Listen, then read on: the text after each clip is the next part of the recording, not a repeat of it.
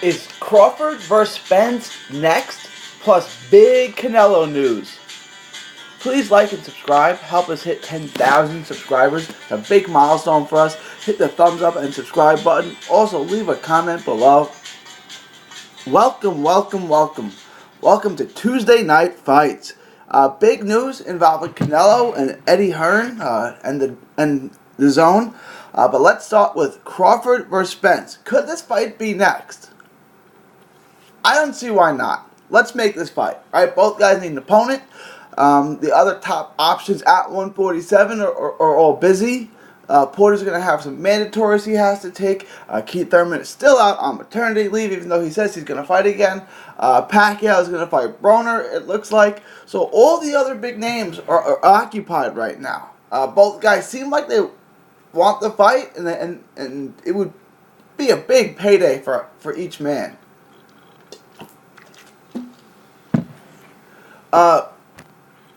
Here's a fight. It's the best fight that can be made. And I've been saying this since 2017. I said it was the best fight in 2017, the best fight that we made in 2018, and still the best fight that can be made today. So let's make this fight. Both guys are making a lot of money now. Crawford fought on what was perhaps, it's being reported as, I haven't seen official numbers, but the most watched U.S. boxing fight of the year.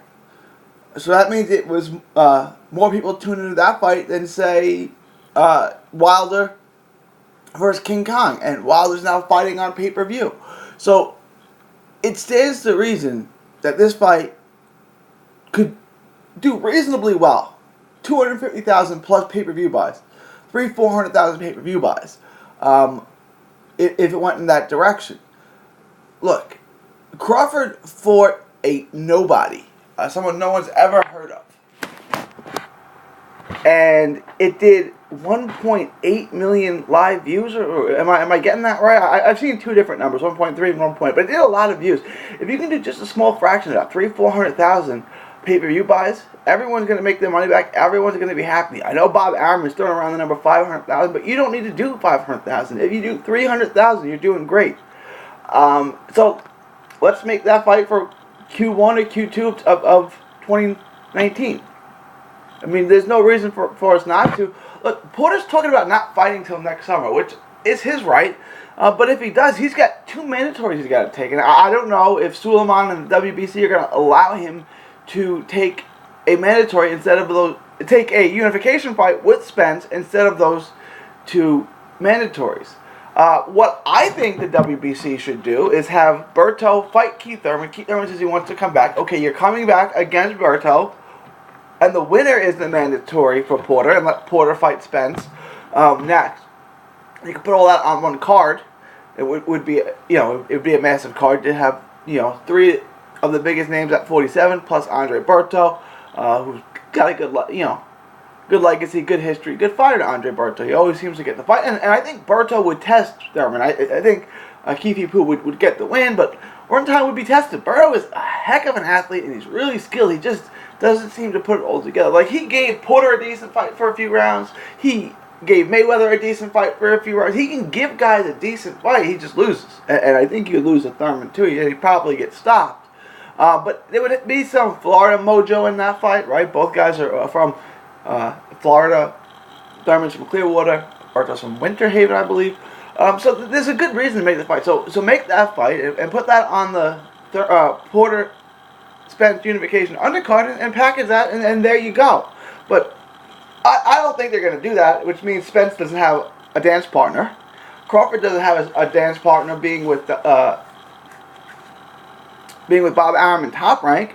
So they're going to have to do a cross-promotional deal with someone, whether it's Eddie or Gold or whoever it may be. There's no one for Bob Arum to throw at Terrence Crawford on the Top Rank side. Unless Tim Bradley is going to come back, there's not much out there. I don't think Manny Pacquiao is going to mess with Bob Arum again after all that dispute with not being paid. So who's out there for Crawford?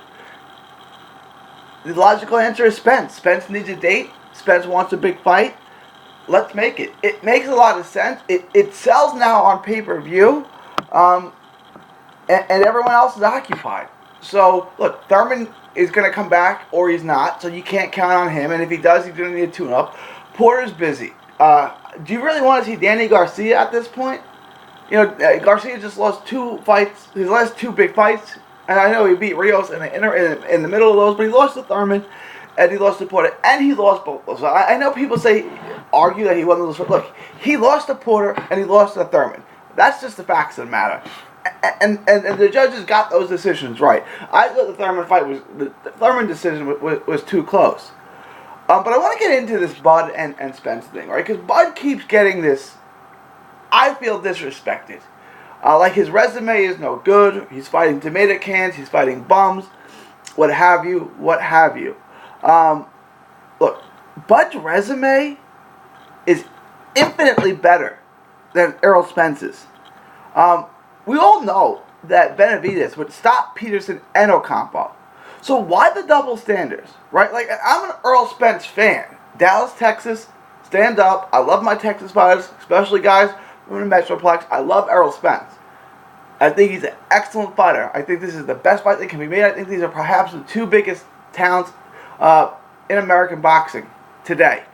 So I'm not knocking Errol Spence. I'm just saying, if we're going to criticize people's resumes, Bud's is much, much, much better than Spence's.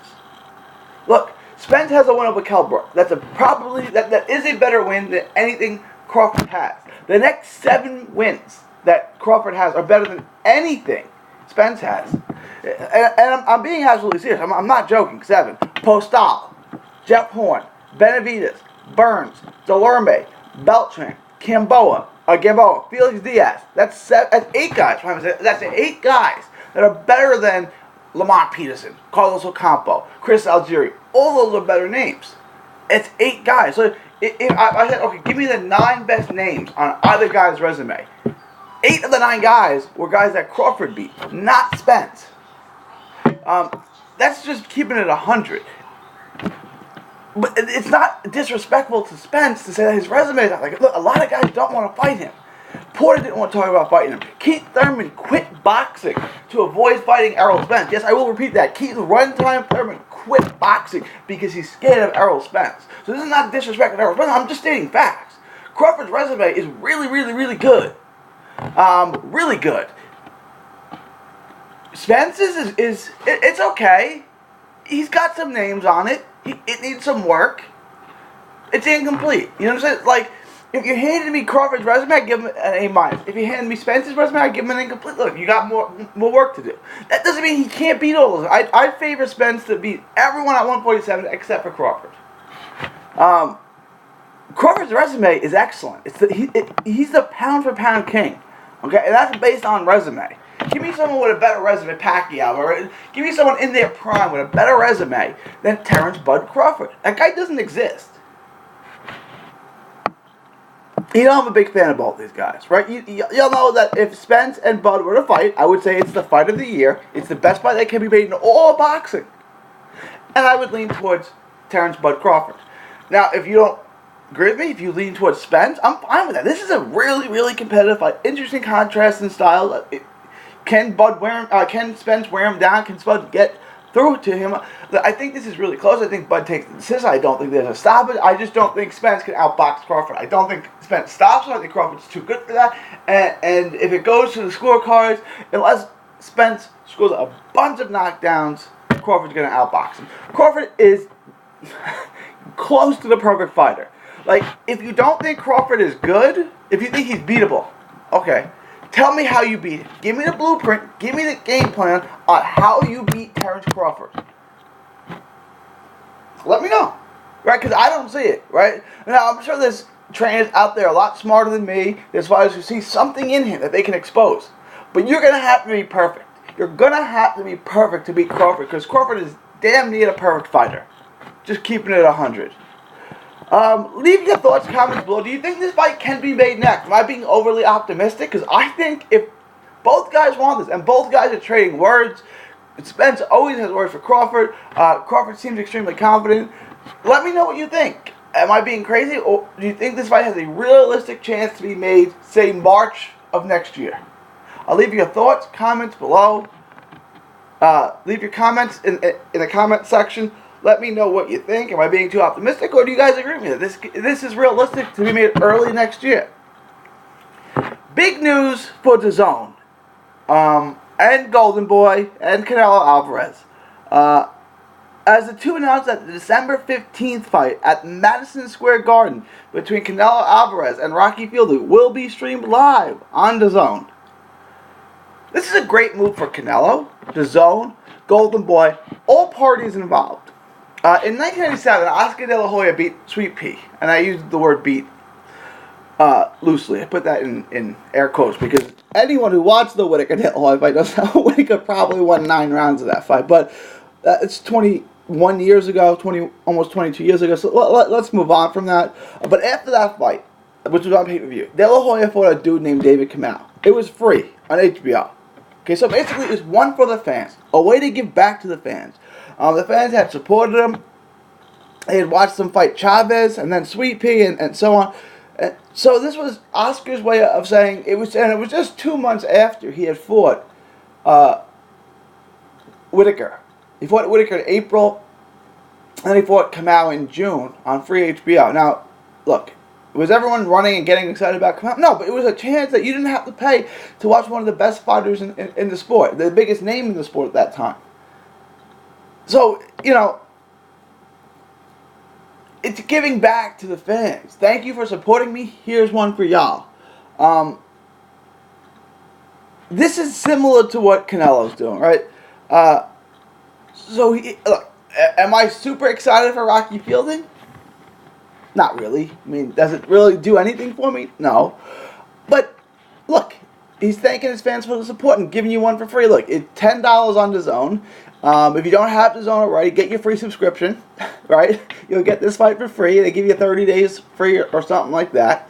And you can watch Canelo for Rocky Fielding for either $10 a month for free, and DAZN gives you lots of good fights. Or, if you haven't subscribed to DAZN yet, because you don't like Eddie Hearn and you're like me and you think he's bottom of the barrel, at least cash in and take a free subscription and check this fight out for free, because you're not going to get a lot of chances to do this again. Not while Canelo's in his prime, at least. Also, this is a multi-fight deal, and I really thought that whoever signed Canelo for this fight was getting him on a one-fight deal, and Canelo and Oscar and Golden Boy were going to shop him around to the highest bidder, fight in, fight out, right? Like, each fight was going to be an individual thing, and whoever was the highest bidder on that particular fight gets the fight. Now that HBO is out of the picture. But this is a good multi-fight deal. Eddie Hearn already has Andrade on his table. He has Jacobs. This is a good look. Those fights will be much easier to make, much more makeable. It will be interesting to see what Jamal Charlo does. If Jamal Charlo signs with Eddie, it would make sense for him to do so. Although, I mean, he seems happy with Al. Al seems to be taking care of all his fighters. We were on another show saying that Eddie and DAZN were flopping here. This is what they needed. They needed a superstar. Look, Vargas versus Delerme wasn't going to cut it. But Canelo is the biggest star in the sport. He's a game changer. He kept Golden Boy afloat pretty much by himself. He kept HBO boxing going for years until they just dropped it. It was pretty much, what do we have? We have Canelo. But look, Canelo's also lost a little momentum. His fight with Triple G did a lot less pay-per-view buys than the first one, even though it still did over 1 million. It looks like it did 1.1. Those aren't official, but that's what we're being told. 1.1 million sales, so it's down a little bit from the first fight. But they were also $85 a pop, so I mean, we're talking almost $100 million. But he lost a little momentum with the failed clenbuterol test. This is a good look. It's a free fight, or $10 for your monthly subscription. If you haven't subscribed to get your free trial. And then it's going to leave a lot more doors open. If Jacobs beats Derevchenko, which is a big if, I'm not saying that he will. Derevchenko's an excellent fighter, but if he does, you have a chance to make a unification fight, keep it in-house. Or you can fight Andrade. Those would be 2 excellent fights. And then we want to see what Jamal Charlo does, right? If they make Jamal Charlo fight Triple G in an eliminator, which it seems unfair to Charlo, who's already in the mandatory spot. But if they do this to him, I think Charlo wins that fight. We wrote an article on this. You go to 3dboxingblog.com on how Charlo can become the next American star. You can take that situation, beat Triple G, and then beat Canelo. But, that would take some things to line up. There's rumors of Charlo fighting the more second-rate fighters. And I feel bad for Charlo. I want him to fight Triple G. I really want him to fight Canelo. He's earned that fight. He should be getting that fight. He shouldn't have to take any more fights in between. He should get Canelo in May. If he wants to take something in the interim, that's fine, but he should be getting Canelo in May. He shouldn't have to jump through any more hoops. Suleiman wants Triple G to beat him because he thinks a trilogy would do big numbers. I got news for you. Triple G's not beating Charlo, not even close. I think Charlo stops him. Charlo beats the hell out of him, beats the snot out of him. And then we get Charlo and Canelo, which would be an excellent fight. If we can get those two fights in 2019, if we can get Jamal Charlo and Canelo plus Bud and Spence in 2019, it will be a banner year. I mean, just off the bat, those are two great fights. I've been calling those two fights since 2017. I'd love to see them. But say what you want about this Canelo fight. It's good that he signed with DAZN. It's good for DAZN. DAZN has $1 billion invested into boxing, and they didn't have much to show for it. Now they have Canelo. But you can say what you want. Say what you want about Canelo fighting Felding. And I know no one's really excited for it. I'm not really excited for it. There's a million other guys I'd rather see Canelo fight. But he's coming back on short notice. He's basically giving one to the fans. Right? And now you don't have to buy it on pay-per-view. And I'm going to watch it. I may go to the fight because I was thinking about going to the Fury Wilder fight in LA. But my boy Kendo Tremendo Castaneda will be fighting on that same night in San Antonio at the Scottish Rite.